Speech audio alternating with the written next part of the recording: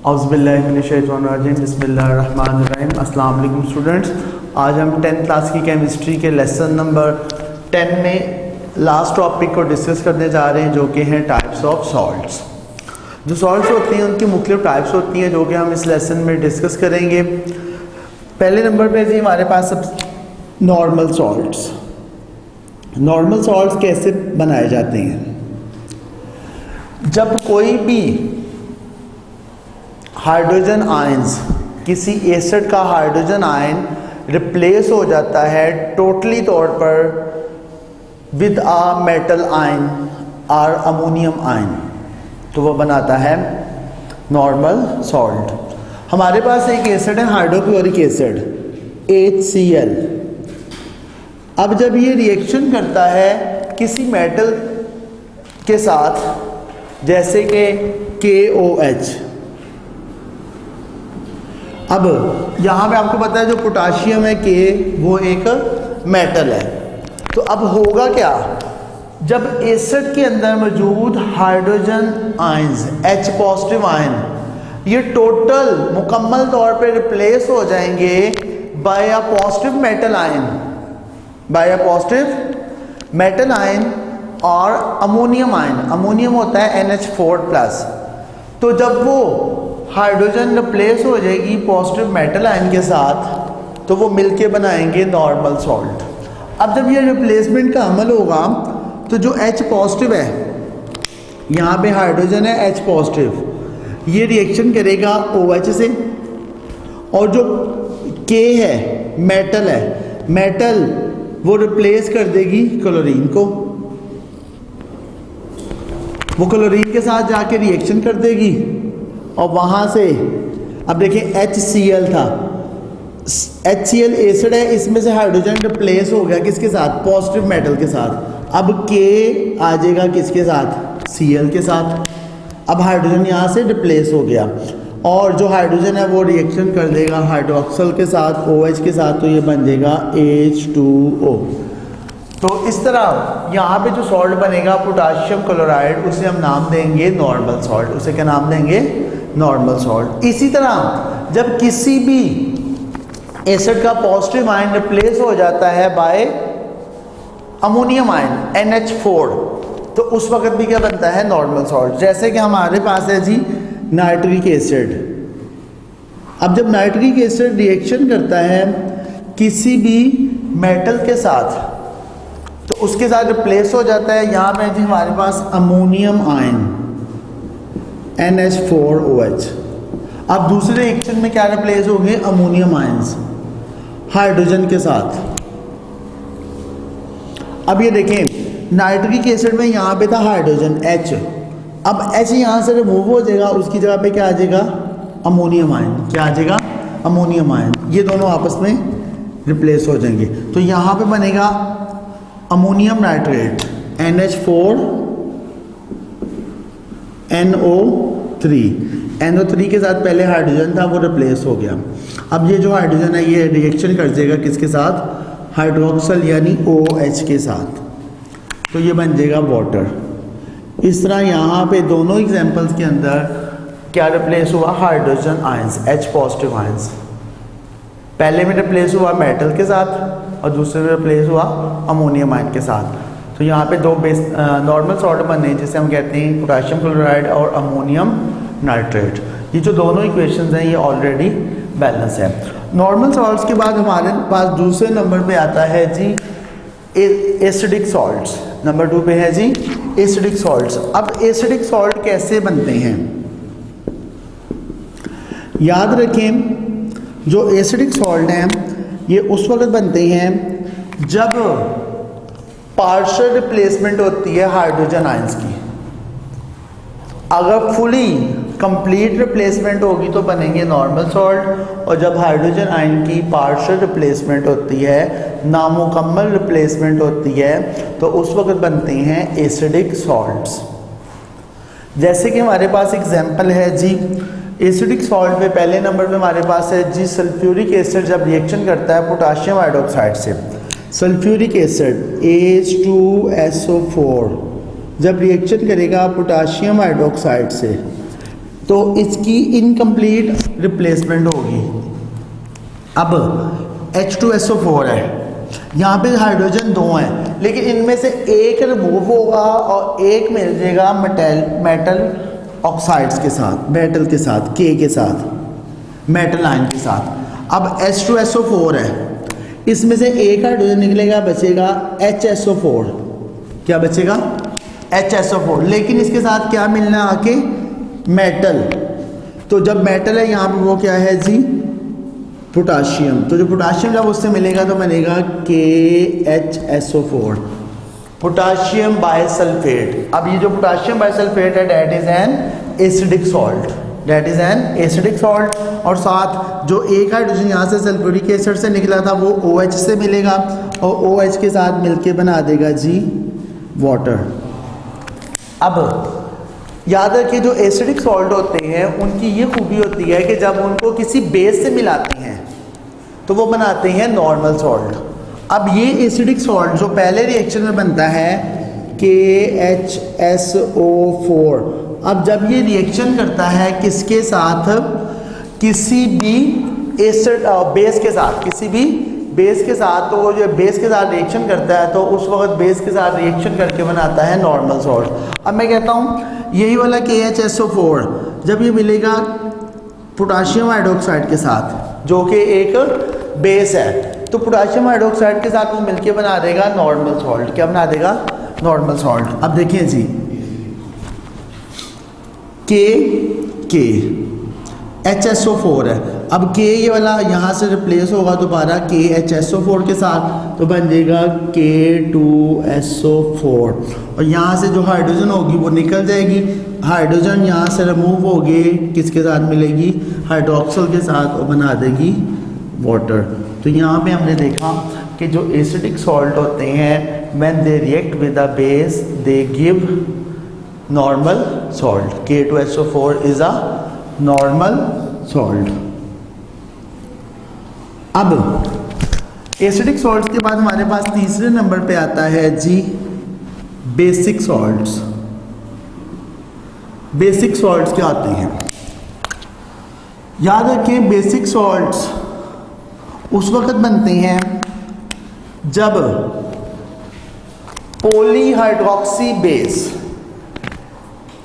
उसकी incomplete neutralisation होती है। पॉलीहाइड्रोक्सी बेस की इनकम्प्लीट न्यूट्रलाइजेशन होती है बाय एन एसिड, तो उसके नतीजे में बनते हैं बेसिक सॉल्ट्स। हमारे पास है जी polyhydroxy base,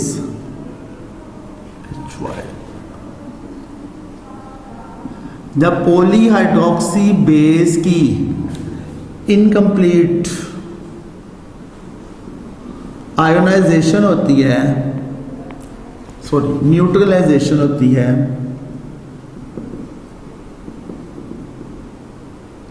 with N acid, तो उसके नतीजे में बनता है जी बेसिक सॉल्ट्स। जैसे कि हमारे पास अगर मौजूद हो aluminium hydroxide ALOH whole thrice. अब जो एल्यूमिनियम हाइड्रोक्साइड है ALOH होल थ्राइस, इसमें 3 हाइड्रोक्सल है, इसलिए हम कहते हैं ये क्या है? पॉलीहाइड्रोक्सी बेस है। अब जब ये रिएक्शन करता है किसी एसिड के साथ तो वहाँ पे होती है incomplete ionisation, sorry neutralisation, incomplete neutralisation. इस इनकम्प्लीट न्यूट्रलाइजेशन के नतीजे में क्या बनते हैं जी? Basic salts. अब पॉलीहाइड्रोक्सी बेस है ALOH होल थ्राइस।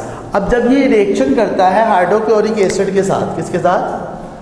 HCl के साथ, तो इसके रिएक्शन के नतीजे में यहाँ से एक हाइड्रोक्सल रिमूव हो जाता है ALOH होल ट्वाइस।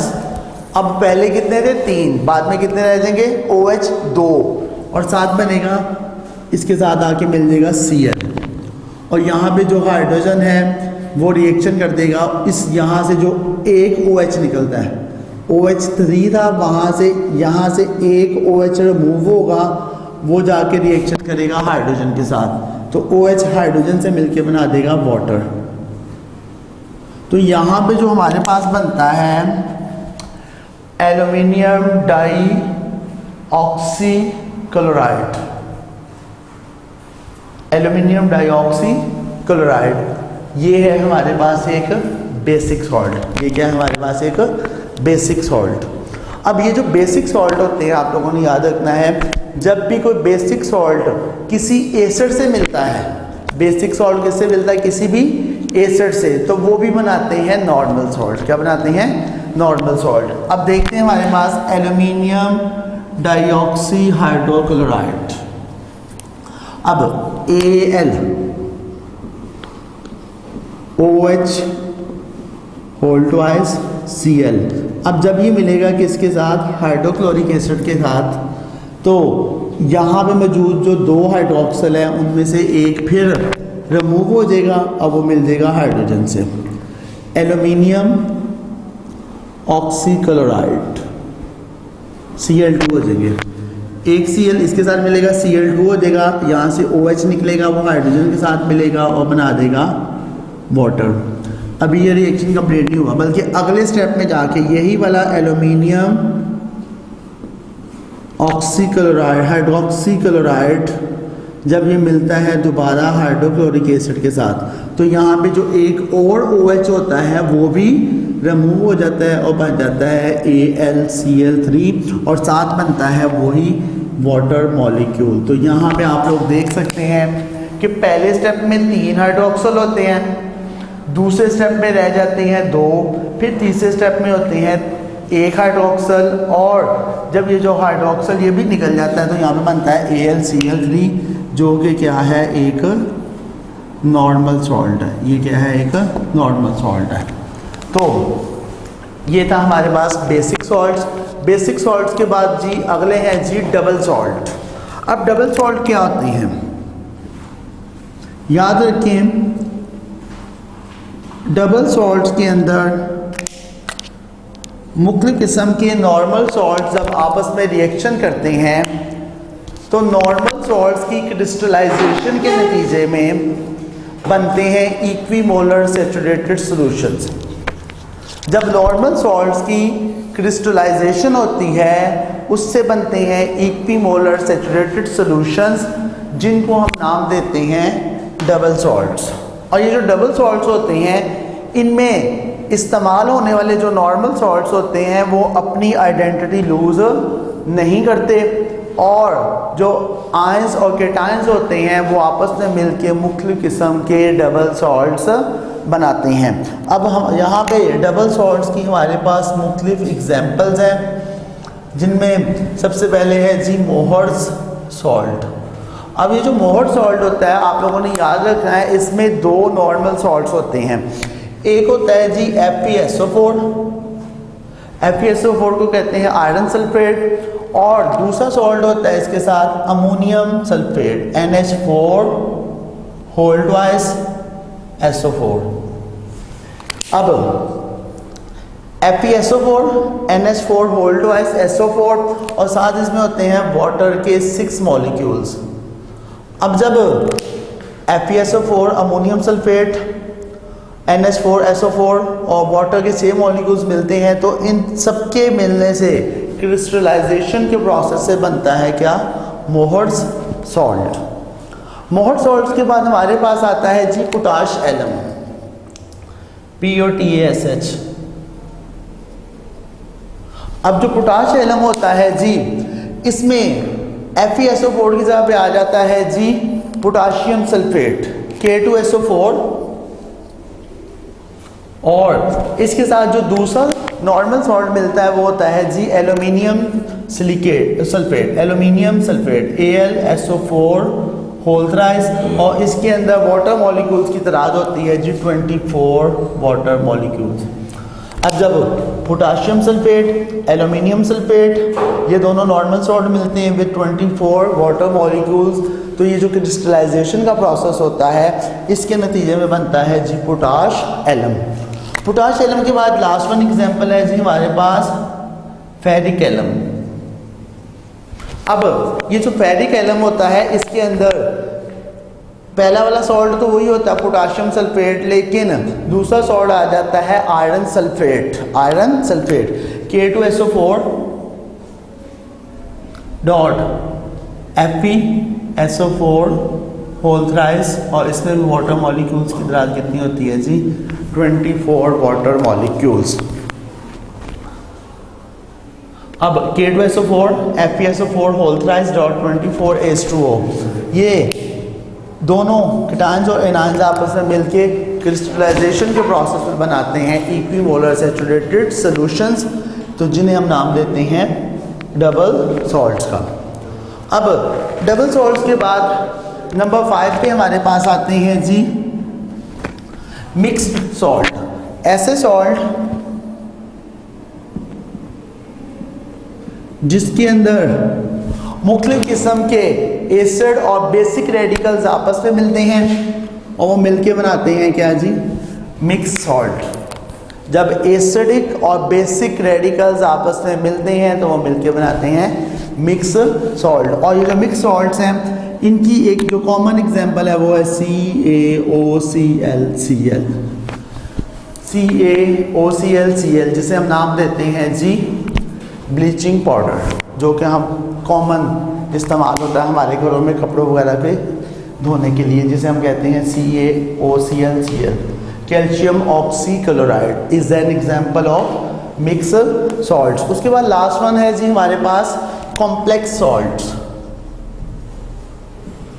अब कॉम्प्लेक्स सॉल्ट्स क्या होते हैं? ऐसे सॉल्ट्स जिसमें एक कीटाइन और मुख्तलिफ किस्म के एनायन आपस में मिलते हैं। एक कीटाइन और कॉम्प्लेक्स अनायन आपस में मिलता है और वो मिलके बना देता है जी क्या? Complex salt. अब जो कॉम्प्लेक्स सॉल्ट होते हैं उसकी एग्जांपल है पोटाशियम फेरोसायनाइड। पोटाशियम फेरोसायनाइड K4FeCN6 K4FeCN, उसके बाहर ब्रैकेट में 6, इसे कहते हैं जी पोटाशियम फेरोसायनाइड। क्या कहते हैं? पोटाशियम फेरोसायनाइड। अब हम ये देख सकते हैं कि इसके अंदर एक है कीटाइन और एक है कॉम्प्लेक्स अनायन। अब कीटाइन क्या है? यहाँ पे K+, इसे हम नाम देते हैं कीटाइन, और FeCN ब्रैकेट के बाहर 6 FeCN6, इसे हम कहते हैं जी कॉम्प्लेक्स अनायन। अब K पॉजिटिव कीटाइन और FeCN6 और इसकी जो वैलेंसी है वो -4 है, इसे हम नाम देते हैं कॉम्प्लेक्स एनायन। इस तरह कीटाइन और एनायन के मिलने से जो सॉल्ट्स बनते हैं उसे हम नाम देते हैं कॉम्प्लेक्स सॉल्ट्स। तो यहाँ पे आज हमने लास्ट टॉपिक के अंदर टाइप्स ऑफ सॉल्ट्स पढ़ी, जो कि हैं टोटल 6। आप लोगों ने इनकी तमाम इक्वेशंस को अच्छी तरह से लिख के प्रैक्टिस करना है, और प्रैक्टिस करने के बाद आप लोगों को ये जो टॉपिक है वो ज़्यादा अच्छी तरह से सॉल्व हो जाएगा। Thank you. अस्सलाम वालेकुम।